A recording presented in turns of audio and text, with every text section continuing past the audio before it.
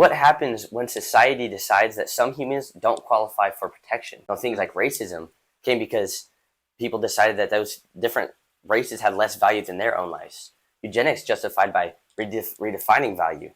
And dehumanization always starts with language. I mean, racism, it starts just because somebody has a different color than you, they have less value. But that is your perceived value of that thing.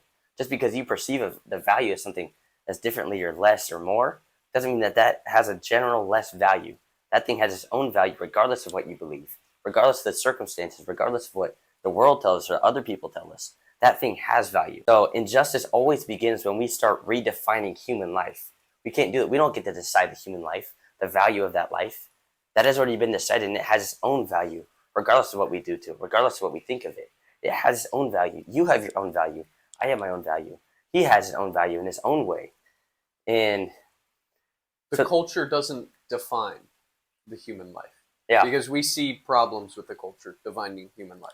Something evil every time happens, we do that. Something else needs to define human life.